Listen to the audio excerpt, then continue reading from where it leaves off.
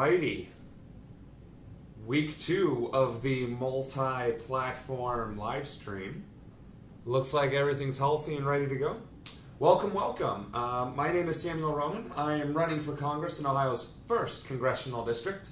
My opponents so far are a couple of Democrats and the incumbent Steve Chabot. I intend to crush him in the general, but first I have to win the primary, and I'm hoping this reaches my local audience as well as my national audience. So today's topics are reaching out to your local community, our failing democracy, and you. So how you can be a part of it and help and do participate in the civic engagement. So today I went out and started canvassing. I got to meet several people and I got signatures for my petition to get on the primary ballot. And it was pretty fun. I gotta say, I really like going around the neighborhoods. You always end up in the most interesting of places. For instance, Springboro has affluence and then, normal, or what I think we would all consider just normal, like not rich, not poor, just regular to do. And so I started off in the affluent neighborhoods where it was like really nice, really big houses, just the whole 9 yards. And I got to meet a few people and even got to have a few conversations. What I've noticed is that no matter what the age group, no matter what the demographic, wherever they are, it's always the same thing. People are upset with the way things are going on. So, welcome to the discussion, everybody. Trudy, Donnie, Joy, Tony, Donnie as well, or another Donnie. It's not scrolling. That's not good. Cosmo, Amber, thanks for joining us. And who do we got here on the YouTube? Anybody yet? All right, thanks for joining us. Kyle, thanks for the well wishes. So, what I've noticed, though, is reaching out to the local community almost always results in the same kind of thing. The economy's crap, our leaders don't listen to us, our education and healthcare is needing to be improved, and in general, politics in this country is just frustrating. Those are the things that I keep hearing, and it's important to talk to people because these are people that are Democrats and Republicans and, in general, voters. And whether you're Green Party, whether you're Dem Exit, whether you're Independent, these are the people that you need to talk to get an understanding with, right? We got to understand that despite our differences, our ideological differences, we all essentially want the same thing. To be able to go to work, do something that we enjoy, come home, and enjoy the fruits of our labor. That's literally it. And politics should be about making that achievable. And so today I talked about universal health care, I talked about tuition forgiveness, I talked about expanding the 15% tax bracket to the middle class to, if you make $90,000 or less, your tax rate should be 15%. And if you make $90,000 or more, it's the progressive tax rate, but you shouldn't have any tax loopholes. So get rid of the loopholes, broaden the lowest tax bracket, and all of a sudden the middle class has a chance at success. That's what we need to do. That's the focus. That's what we have to be relying on and focusing towards as a country. But you're not going to hear these things. You're not going to be able to do these things unless you talk to your people. Because they got to vote for you. They got to support you. They got to come to your thing. They got to spread the word and the message about who you're supporting, what your candidates are. Stuff like that. So other things to look out for is what I did on social media.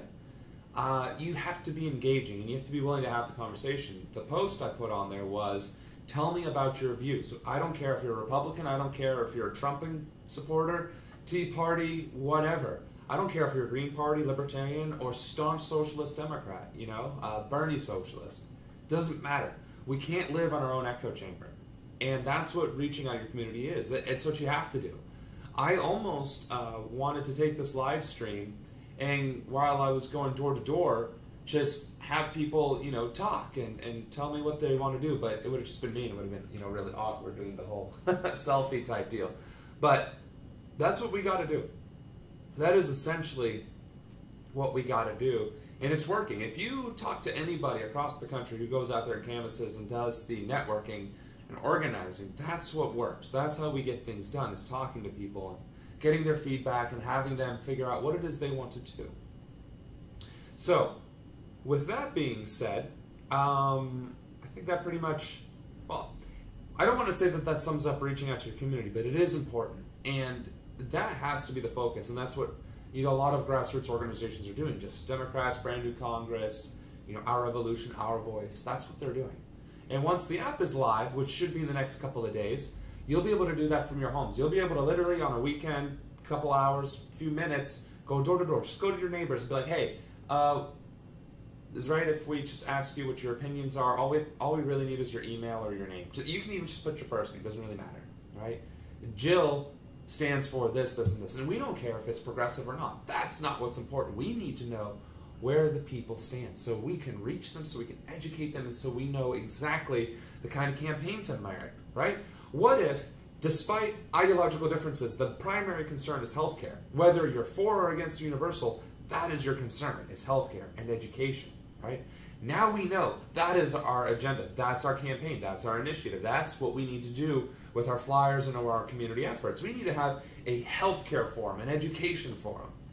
That is the difference between just, going online or just, coming up with whatever you think people want to hear. It's actually about finding out what they want to talk about, what matters to them, and what matters the most to your community.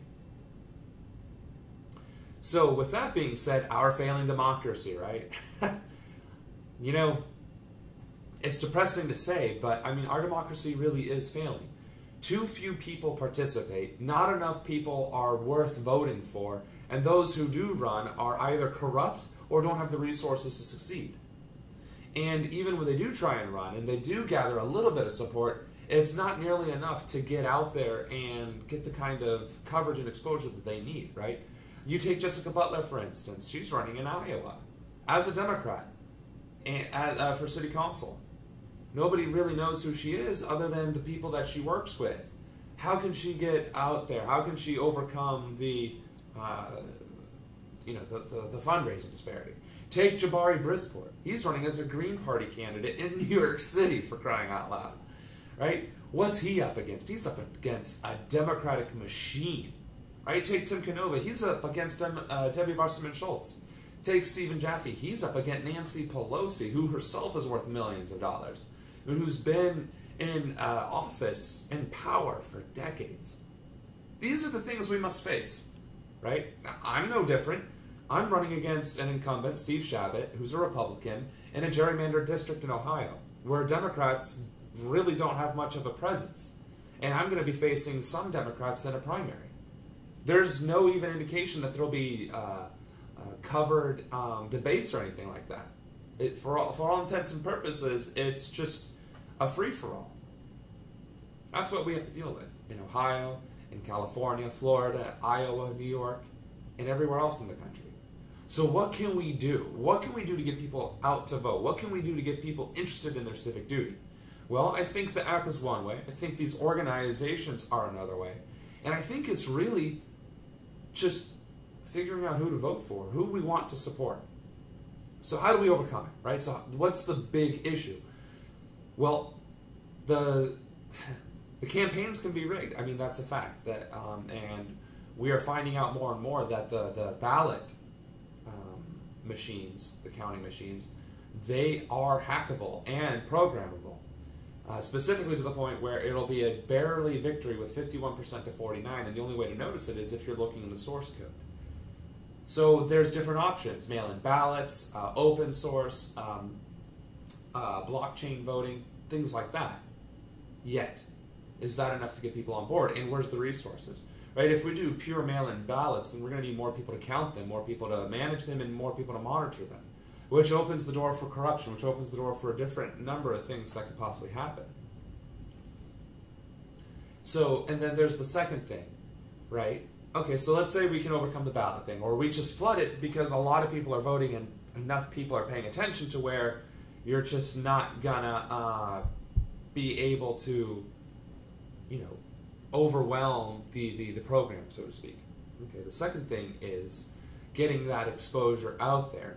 overcoming the fake news. Now, fake news does exist. It's called misinformation. It is called propaganda. And we're seeing it over and over again from those who bemoan it the most. You know, you see these faked images where a football player is doing a victory dance in the locker room, but he's holding a burning flag. That's fake news. That's propaganda. We have to overcome that. Somehow we have to overcome that. The best way to do that is to educate each other, to share information, but to also seek information, and not just from those sources that tell you what you want to hear. Look for the conservative angle, look for the liberal angle, look for the progressive angle, and somewhere in between all those things, whatever facts are repeated the most often is the truth, right? So we have, on top of our own grassroots issues, we have the normal problems, which is politics as usual and playing politics with the lives of American citizens. Puerto Rico is devastated. I mean, they are absolutely obliterated, and there's several laws in place to keep them in poverty and to keep them under heel and from being able to get out of it and to take care of themselves. The military has just very recently landed on their shores to help distribute stuff, right? Help, aid, goods, doesn't matter. But what is Trump doing? He's attacking the mayor. He's attacking their poverty. He's attacking their efforts. He's attacking the reason why they're suffering so much. That's the biggest issue with our democracy, is that we don't have leaders. And I'm not going to sit here and say I'm the greatest thing since sliced bread and I'm a true leader. What I am saying is I have enough empathy to give a damn about people that are suffering.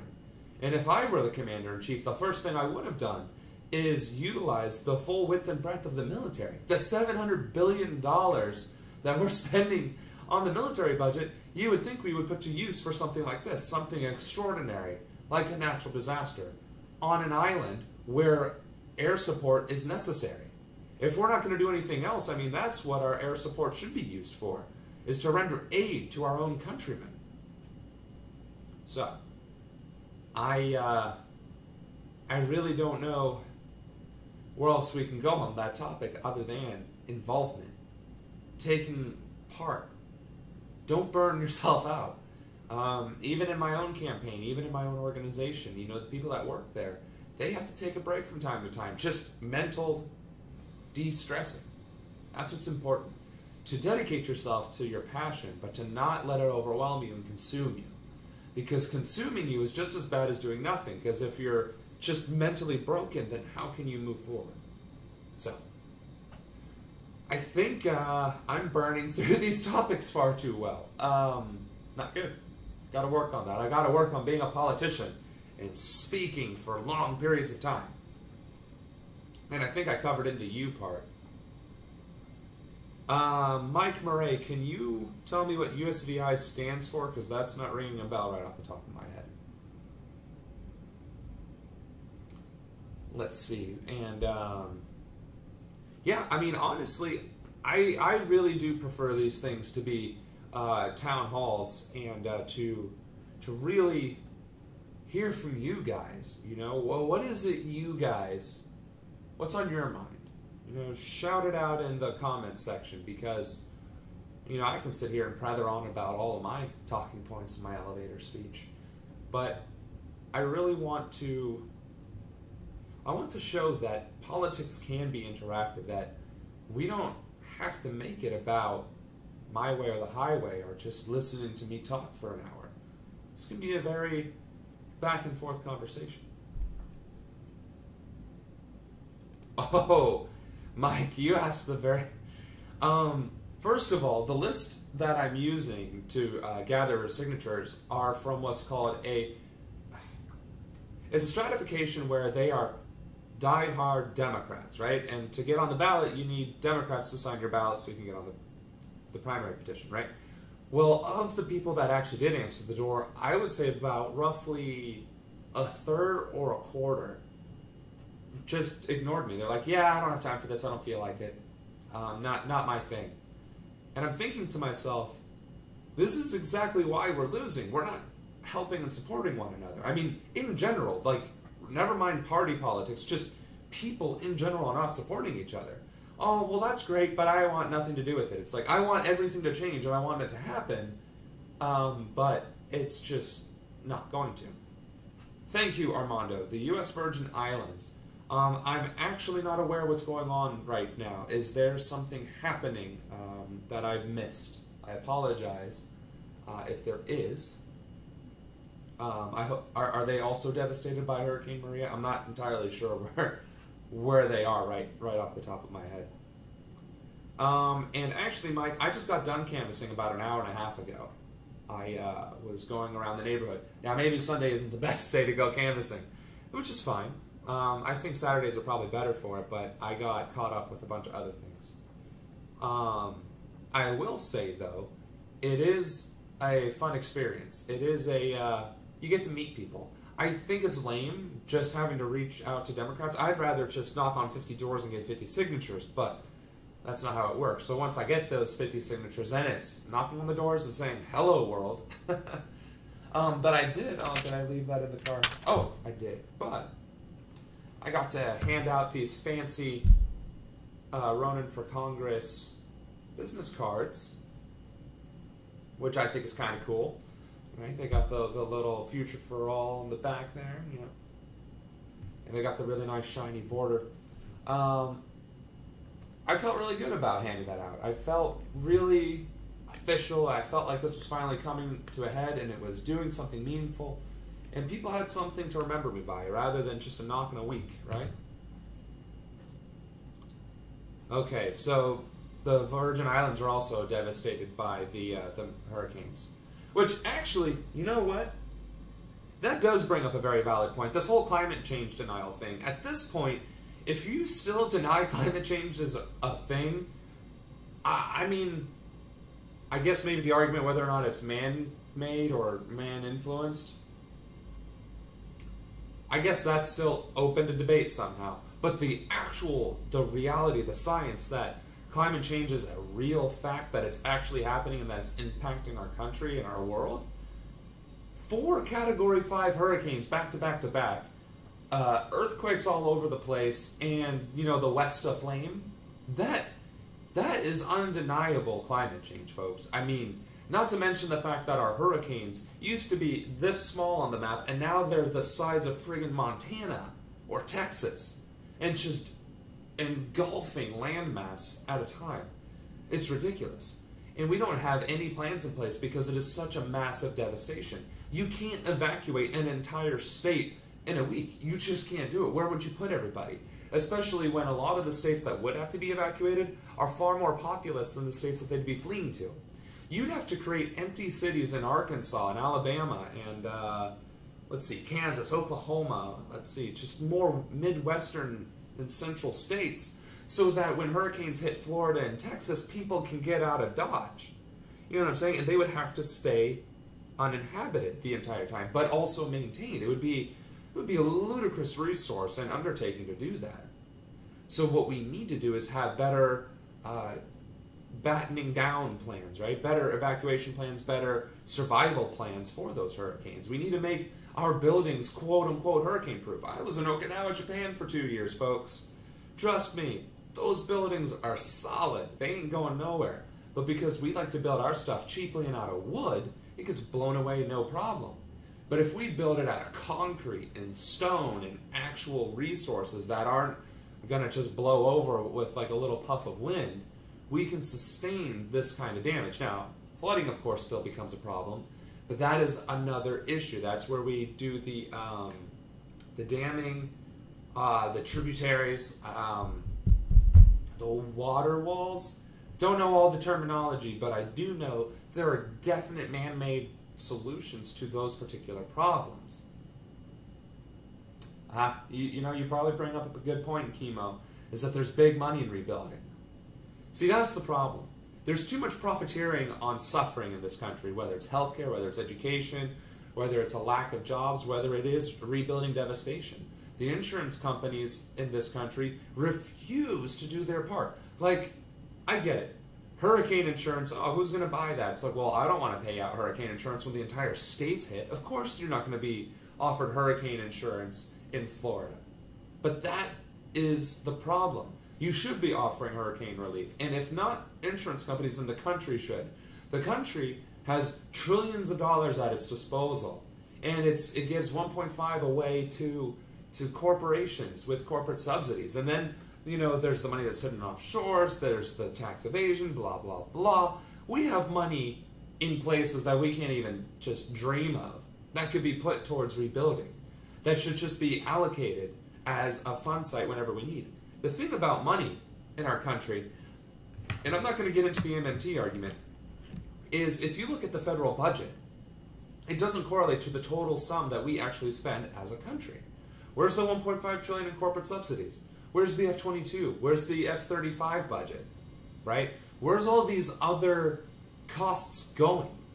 Right? I keep seeing figures where we spend $4 trillion on the federal budget and we bring in like $3.5 trillion, but then I see others where we get $29 trillion and spend 28. So it's like, which numbers are we supposed to believe? Where are these numbers going? What are these numbers actually, where do they come from?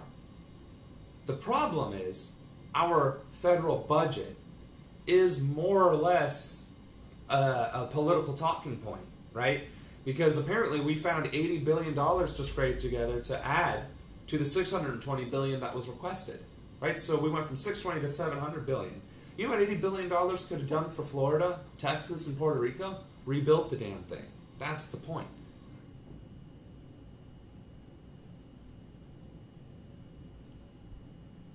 So hold on a second, Armando. Where am I wrong? You said that I'm not entirely accurate. But while he's answering, folks... Oh, Chemo, thanks. I'm not as angry. Oh, well, you're right. I'm not as angry. I'm still disappointed with what's going on with Trump and, the world and the country, but, there's only... I feel like I would be repeating myself if I talked about racial and social injustice every single time and the need for healthcare and the need for education. Not that they're not important, but I just don't want to be a broken record either.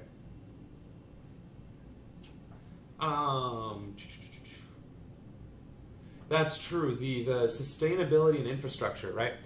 So here's something that's very rarely talked about, and that's infrastructure, and I don't understand that, because there's big money in infrastructure too. Construction, permanent jobs, building electrical grids, transportation grids, things that would actually help business too. So if we had a high-speed rail system, and picture in your mind, let me see if I can do some visual aids here. And I'm also trying to find a visual aid that doesn't have PII on it. All right, so picture this being the map of the United States. Right, the map of the United States. What I'm suggesting is that, all right, where are we here? So say this is the coast, and then this is Ohio, and then this is, what would this be? Say one of the Dakotas, and then this is Washington, right? Or thereabouts every 500 miles. This is all a straight line of high-speed rail. And every 500 miles, there's a stopping point for citizens, right? Just every 500 miles break. No, I take that back. It's a depot, a warehouse, a super warehouse for goods and resources. Every 500 miles as an actual kind of distribution center. I wish I had a pen. There, I do have a pen. So say, right, so coast, and you'll have to forgive my handwriting, coast, 500 miles, and then, warehouse, right? So, coast, 500 miles, warehouse. And then next 500 miles, warehouse, next, and then next, right? So that would be the top half of the country, right? These would be warehouses or super distribution centers every 500 miles. Now, I believe the breadth of the United States is 3,000 miles. So that would be 5.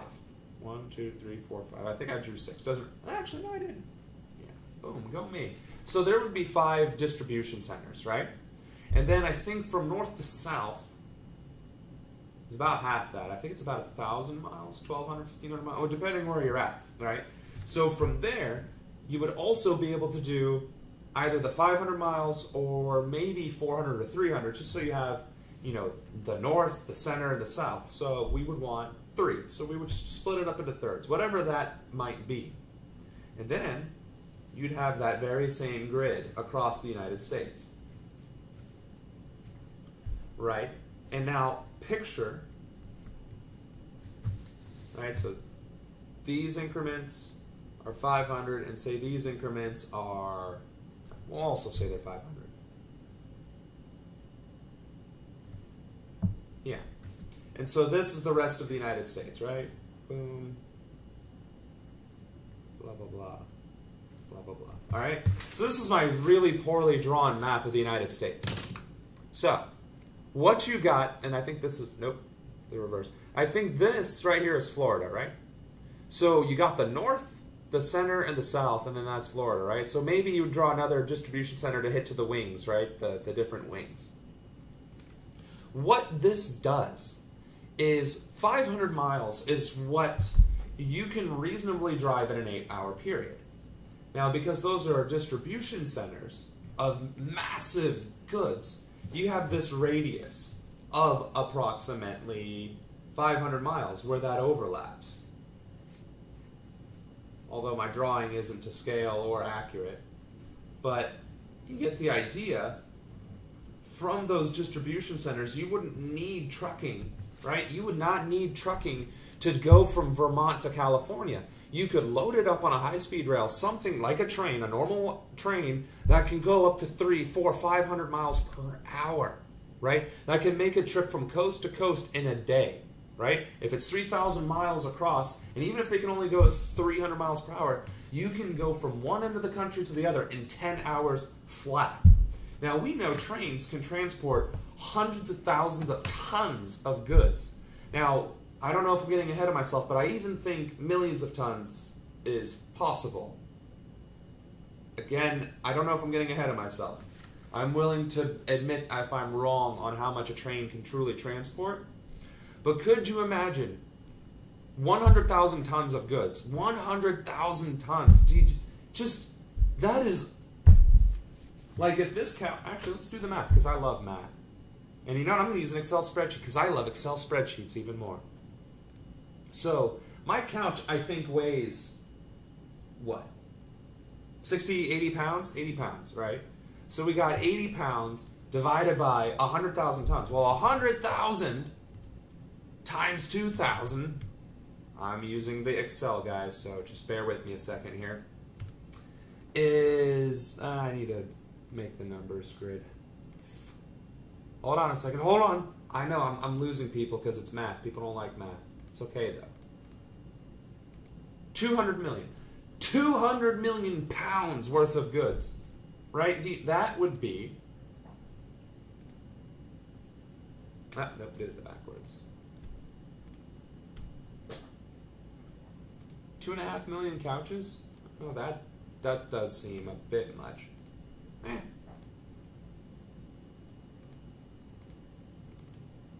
But whatever. Could you imagine the possibility of transferring 2.5 million couches from one end of the country to the other? That's the kind of potential that we could do. Now, these warehousing places would be ludicrous. I mean, ludicrous, right? And we could even do it so that, what do we got? We got 5, right? So the first, the third, and the fifth could be food distribution or goods distribution. Or it could be a grid like, I don't know why this camera is reversed and the others aren't. It's throwing me off. So say we do it so that food, food, food, food, food, food, and food, right? So the evens and odds, right, is food, and then the others are primarily goods. And I mean, that could be vegetables, grains, meats, doesn't really matter. That could be their primary focus, or cold storage, right? And these distribution centers could be, say, 3/4 foodstuffs and cold items, and then the rest of the quarter could be goods, and then the same thing with the other distribution centers. 3/4 goods, 1/4 foodstuffs, so that you have massive amounts of food and goods interspersed throughout the country, and so you're not worried about, crap, how am I going to get origins from California to Vermont? It's like, no, they're in the distribution center. Well, what if a disaster's happening? Load that crap up and send it to the center. Remember what I said about putting all of our goods in the north and in the center of the country so that we can protect it? That is what a high-speed rail super distribution system could achieve. Now, what kind of distribution center can hold 2.5 million couches, right? We're talking a massive, super massive warehouse that would have to be maintained by hundreds, if not thousands, of workers at any given time. That's jobs, that's permanent jobs. Maintaining, building, creating, and managing resources. It'll lower the cost of goods, or technically it should, because we're a capitalist society, and if we can lower the cost of transportation, it should drive the prices of goods down because it costs less to transport them. Now, we also live in a crony capitalist society, which means they probably will just reap those profits. So you need people like me in office to say, stop that, start lowering prices because we just built you 3 networks and a, 5 or 6, vertical networks of high-speed rail, so you can transport your goods from one end of the country to the other in a day. In a day, like an actual work shift. And then from those warehouses, you have an 8-hour radius that you could transport all your goods to whatever location, right? So you're 500 miles one way. Well, if it's a 500-mile difference, or as in,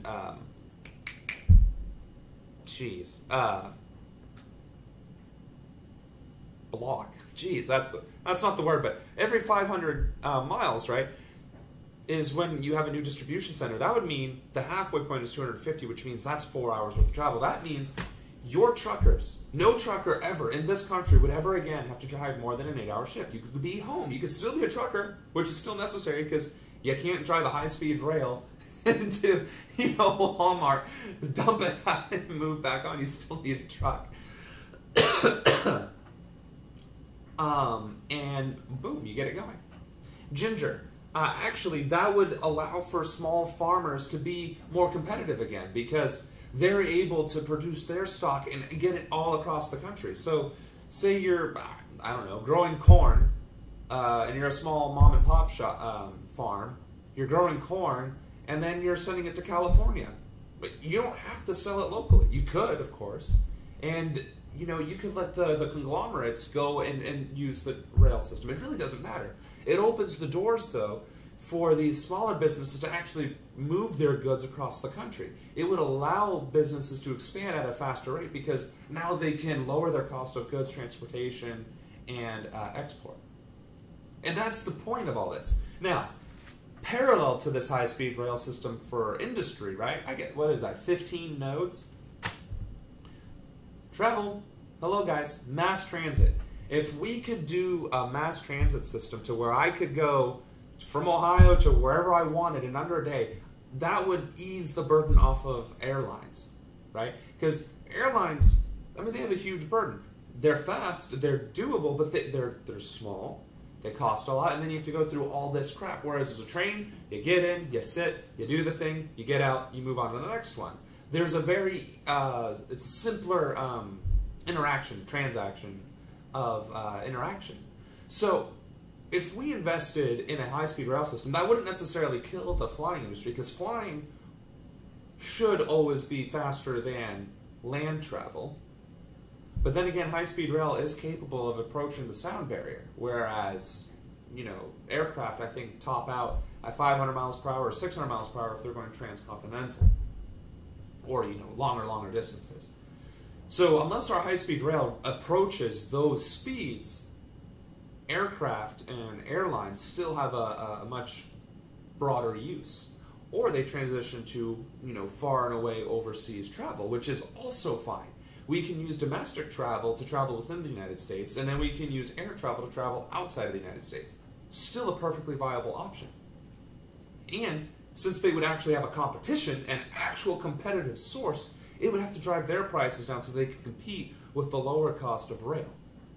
And so that's how we start becoming competitive as an infrastructure. And that's one of my, I always say, that's one of my primary policy issues. But damn, if taking care of this country isn't my primary policy issue, right? It doesn't really matter. My goal as congressman is to take care of the country. That means universal health care, education, jobs, wages, tax reform, infrastructure, clean energy, climate, the whole 9 yards. Yeah, sorry, Ellie. I kind of got overboard with the math. I'm a nerd, guys. You know, I know you see me out on that debate stage and you just see me, you know, giving it to the man, right? And then you see me speaking passionately on a debate stage about whatever topic it may be. But deep down, I'm a nerd, guys. I like math. I like numbers. I like programming. I like the facts. And I really do like to debate. I mean, I will purposely take your opposite viewpoint and argue with you just to see if you can defend yourself. So, got to work on that. But that gives me a very unique strength in Congress because none of these clowns want to argue. I guarantee you if I tried explaining this to someone in Congress, they'd lose their minds. Their head would explode. Granted, that would mean we might get a special election, but, you know. You're right, Ansh. And here's the thing. Here's the thing about what you just brought up, Ansh, the vital for evacuation. If we had a high-speed rail system that went from the south to the north and to the center, we could massively transport people out of those regions.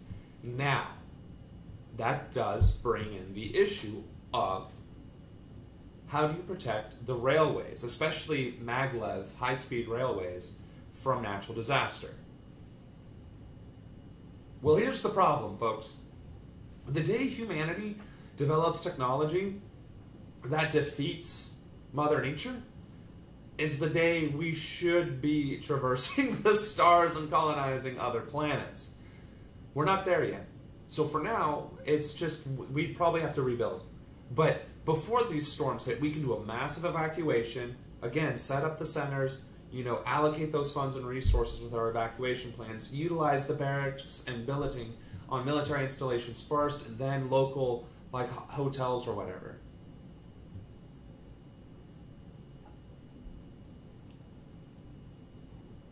So, let's see.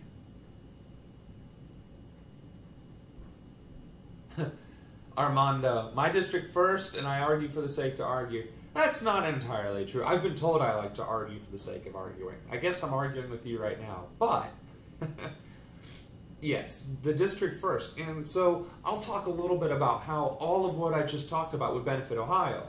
One of the nodes would be in Ohio. Now, let me pull up a map of the United States real quick.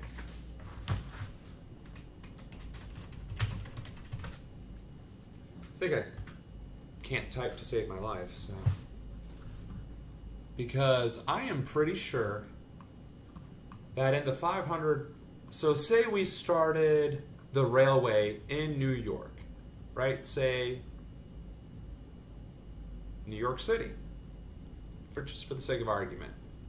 Where's the stupid, all right, each thing here is 50 miles. Actually, that would literally be Ohio. So let's try this a different way. Directions. So we'll go New York to Columbus.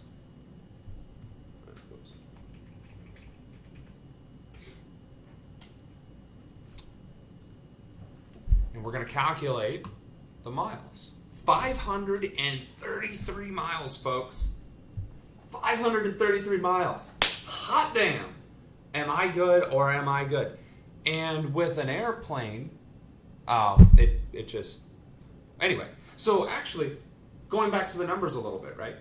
So to fly from Columbus to New York is an hour and 45 minutes. Now that's assuming air travel of, say, 500 miles per hour cruising speed. Well, that is essentially what a high-speed rail can do. Maybe, potentially. I mean, there are technologies out there where high-speed rail can get up to the 500 mark. I think on average it's about 300 miles per hour. So at worst, we're talking an additional 15 minutes of, so 300 miles per hour. That would be about 2 hours. So if it's an hour and 45 minutes, I guess the travel speed is less. I guess it's about 400 miles per hour. Whatever, doesn't really matter. That's not the point. The point is, Ohio is right there in that node. And that's not why I picked 500 miles. It's just, if the country's 3,000 miles apart, that's a nice, healthy increment. And actually, since Ohio's within like that 500 plus or minus 50, 450, 550, 400, 600, doesn't really matter. Ohio can easily be a center point. It can be a trendsetter for this infrastructure plan. And that would generate a ridiculous number of jobs for the state. Not just for the industrial part of things. And again, Ohio is already a center point for manufacturing, industry, distribution, steel and fabrication, locomotive manufacturing. They are also a agricultural and technology center. All of these things are perfect for the infrastructure investment, and to even if it was just a prototype to prove that it could be done between New York and Ohio, 500 miles this way, 500 miles back, one railway that just doesn't stop from New York to Ohio, that takes 2 hours for a train to take all their crap from New York City to... It would boggle the mind. It would instantly end all debate and discussion, and we could just absolutely invest all across the country. Now, I will say, and I will specify, and I will clarify, and I will state unequivocally, I'm talking about a clean energy infrastructure platform. There is maglev and high-speed rail systems that are renewable energy powered, as in solar, or what was the other one? Electric. I don't really remember what the electric was created from, thorium or something. I don't really remember. But one of those technologies, solar, hydrogen, thorium, whatever, powers this big old train and takes it from New York City to Ohio. And I mean, just the mere thought of why we're not doing this already just boggles my mind. Armando, our steel might be gone, but our manufacturing of steel is not. And that would allow us to transport Pennsylvania steel, right? So maybe, as far as massive transportation centers go, right, maybe there could be, little smaller nodes that pick up, raw materials or raw resources. Or that's where, again, the trucking industry comes into play and transports that stuff in that 250-mile radius to those main nodes and hubs. That's where it comes into play. It doesn't matter where the steel is. If you have a high-speed rail system, it really doesn't matter where it is. It's just you can get started. Hey, if Elon Musk beats me to it, all the more power. In fact, if anybody's got his phone number, let me know. I would be happy to have this conversation with him and see if he can't start investing in it. Because that's the future, folks. High-speed rail and mass transportation of goods and resources. That's the future, and that's what we need to start focusing on. And, as I probably bored most of the viewers, it's feasible. And it makes sense, right? And so from New York to Columbus, Ohio, let's see. Moving along this map, probably Columbus to, looks like some side of Illinois, or maybe even Kansas and Iowa, right? Now we're revitalizing some of the Rust Belt states, or the flyover states, that are usually not used, right? If we can go from Ohio to, say, maybe Davenport, Iowa City, we've all of a sudden brought a new industry and a new reason for people to populate and settle these areas. Now, that's great for some of these, western and flyover states, so to speak, but imagine the South. Imagine places like Arkansas. Imagine places like Oklahoma and Kansas and, what do we got? Missouri. We got Tennessee, northern Mississippi and Alabama, northern parts of Texas, the northern parts of New Mexico, Arizona, the less inhabited parts of Colorado and Utah. I mean, this is exactly the kind of thing. Wyoming, oh my God, Wyoming would finally have a resurgence, probably even Montana. Montana could have 2 nodes, actually, one on the one side and one on the other, because I believe if you'd go from one side of Montana to the other, that's got to be pretty close to 500 miles. Maybe not entirely, but... Oh, wow. Well, driving, it's about 700 miles. I think a flight is It doesn't say. Well, if you take the tangent, I think it is actually about 500 miles. So yeah, Montana could have 2 nodes in the north. Montana has nothing but cows and like 50,000 people. Boom, you create 2 nodes, now you have a reason to move to Montana. So, honestly, building these distribution centers creates population, creates civilization, redistributes wealth into these places where there has never been any, or an excuse to build it, right? We're able to lower the cost of goods because now it can transfer a lot faster and further. And we're bringing more industry and technology and goods and resources to other parts of the country. That is what makes America great. That is our potential. These are the things we need to be fighting for. And people on board with these policies, that's who we need to start electing.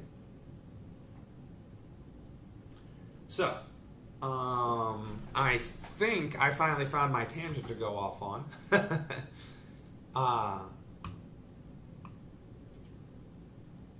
You're right.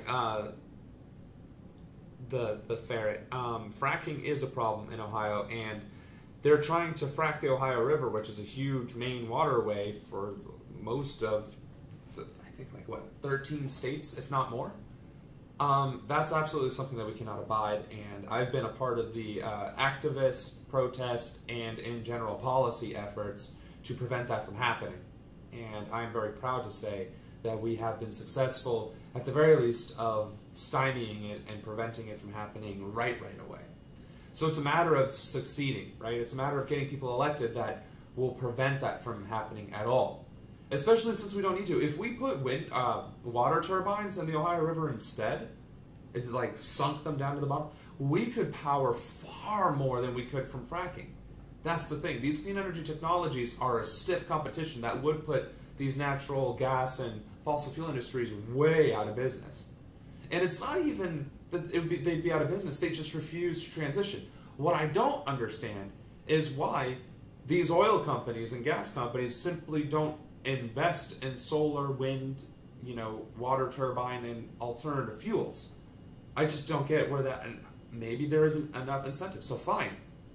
If that's the selling out that I do, is I incentivize the oil and gas industry to invest in solar by giving them tax breaks, if they take that $1.5 trillion in corporate subsidies every single year and invest it in solar, like that's the stipulation, you get this free money if you put it into solar energy, I'm okay. I am A-okay with giving corporate subsidies so long as that's the thing they're doing. They're investing in the future. They are investing in clean energy technologies and moving away from the fossil fuel industry, and just in general, they're overhauling. Maybe they can just be net exporters, right? But then the here-at-home domestic stuff, if they want the money, that's what they have to do. Like, I don't know why there isn't an exception or a rule anyway to these subsidies. It's just free money that the government gives them out of nowhere that isn't allocated at all anywhere in the federal budget anyway. So where's it coming from? Well, if it's not coming from anywhere anyway, let's at least have it be useful for the American people and our country. Well, you're not wrong, Mike, but I'm saying if that's the incentive that they need in order to invest in new technology, then boom, $1.5 trillion has got to be able to get that job done. So, that's one of the things I would like to propose as a future congressman, is the incentive program to invest in future technologies.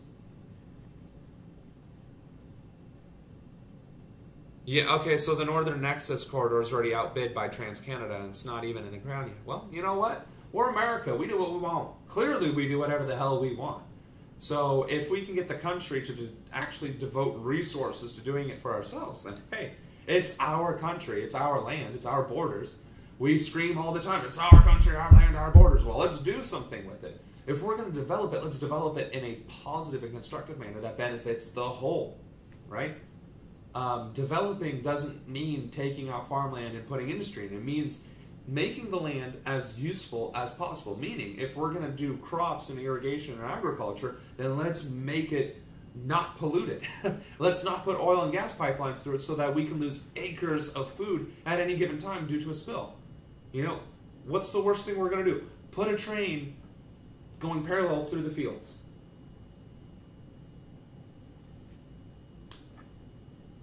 Zoom. Okay, granted, I guess 500 miles per hour has to have some amount of like wind, a draft.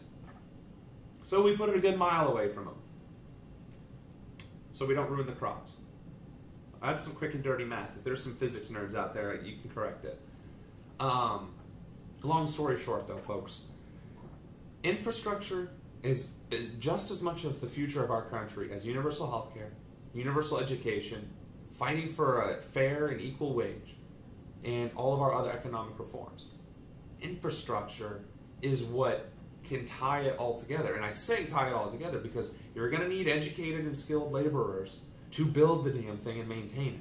You're going to need health care so that when you get hurt inevitably on the job, you can go get taken care of and turn right around and go back to doing whatever it was you were doing.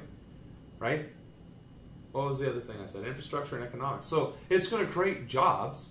It's literally going to create cities and towns where none previously existed. So it's just going to generate more business, because where people are, then you need to buy food, you need to buy clothes, you need to buy goods. So it's going to cause all these businesses to pop up around them, which is a great opportunity for small businesses and first-time businesses. We can incentivize those too. All right, we're going to build our distribution center here. We're going to need X amount of employees and workers.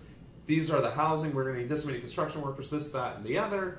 We will give competent people who can prove a business plan and a financial plan $500,000 to get started, or $1 million or $2 million, whatever is reasonable for whatever they're trying to do.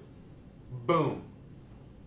Done. You've created jobs, you've created small businesses, you've grown a community, you've established a community, you've created an infrastructure, you've lowered the cost of goods, you've done so much stuff. This is the future, ladies and gentlemen. And I know I'm talking in like huge, seems pie in the sky, but that is exactly what we should be investing in. These are the things that we need to be pushing forward. And so as we're investing in our infrastructure and building the new, we can dedicate similar resources to building our roadways and our other crumbling infrastructure that is in dire need.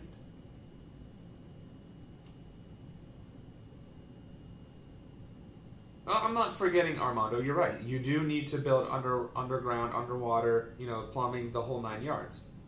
You can build all of it from scratch, and you can do it right the first time. That is what this potential does. Just like the devastation that's going on right now in Puerto Rico, if the administration can get its head out of its ass for 5 minutes and use the devastation of Puerto Rico to try and make something good out of it, as in, it's devastated, it's gone, it's like completely destroyed. Rebuild it using modern technology, modern infrastructure, modern plumbing, modern electrical grids, adding a fiber optic network, rebuilding everything to be as postmodern as possible. Instead of just rebuilding it to the way it was before and leaving some of the decrepit things there to crumble down later, we could completely rebuild Puerto Rico from the ground up. Invest in the next 20 or 30 years of Puerto Ricans and ensure that they have a chance at successful life. That generates an economy for them. It generates a trade for us, because then we can trade back and forth between Puerto Rico, and it's an all-around benefiting process. I also agree, Armando, Puerto Rico does need to become a state. Statehood is, again, it's all politics why it hasn't happened yet. Maybe people are too lazy to redo the flag. I don't know. Oh, because, they're too busy, saluting it and, standing for the flag at the national anthem and whatnot, that, God forbid, we improve upon it by adding another star to it. Well, Mike and Armando, I see you guys are tag teaming me from different channels here, different comment sections. Listen, I'm not saying what I'm talking about is easy. I'm not saying what I'm talking about can be done overnight. What I am saying is that is our future. That is what we need to be investing in. That's what I would advocate for as your congressman. And that's absolutely something we can achieve. Yes, the government will be corrupt. Yes, the corporations are going to try and take over. That's why we need somebody like me, like you, in office to say no. back off. This is my country, my land, and my people. You're not going to sell us out. You're not going to buy us at the lowest cost you can possibly get. This is our country and our future. This is our generation, and we're going to take a stand. That isn't a platitude. That's a fact. And until you get people with the spine and courage to do that, it's not going to happen. So call my idea or a vision a platitude if you like. I will have the strength and the courage to stand up there and fight for it. Just like Bernie Sanders is fighting for universal health care and education and the social democracy. He needs more help in the Senate and in Congress. Tulsi Gabbard and Elizabeth Warren from time to time, right? These are islands to themselves. We need more. That's what the Support Fellow Progressives is all about. That's what Progressive Slate 2018 is all about. That's what our voice is about. That's what we're all about, is getting as many of our people elected as possible at all levels of government so that these are the things that can be done, because they can. It literally just takes legislating it, signing it into law. That is how foolish this whole thing is. All in favor, aye. All against, nay. The ayes have it. Now we do things that are useful. Right now, the ayes are giving corporate tax breaks and loopholes to the wealthy and all this crap that doesn't benefit a soul. Ayes have it. All opposed? Nay. Right? Bernie Sanders and like 3 other people. They're the ones that are like, maybe we shouldn't give the wealthy another $1 trillion for free. That's the problem that we face, and why it is so imperative that we get regular people elected. That's my message. That's my goal. Oh, I didn't think you were trying to be insulting, brother. I thought you were being debating, and I like that. No problems there, my friend. And you're right, Jessica. Democrats do the same thing. Notice how I didn't say Republicans or Democrats. I said the people in power. So, to that end, we're running up on the hour. So, I'll just leave it with reaching out to your community, our failing democracy, and you. If what you hear from your candidates sounds like platitudes, get them elected. Fight for them. Do whatever it is in your power to ensure that their voices are heard and they get the exposure they need. Because once they're elected and their like-minded peers get elected, and we have a majority, and we are the ones making the shots and making the calls and calling the shots, then these platitudes become reality. Because universal health care is a platitude, Medicare for all is a platitude, tuition reimbursement or forgiveness is a platitude, until people get elected to make it reality. So, thank you for watching. I hope to see you guys next week, and I'm going to try and promote this a little bit more, so that there could be more questions and answers and more town hall type stuff. So, as always, Samuel Ronan, running for our Congress in Ohio's 1st Congressional District. Look forward to seeing you all next week. Take care.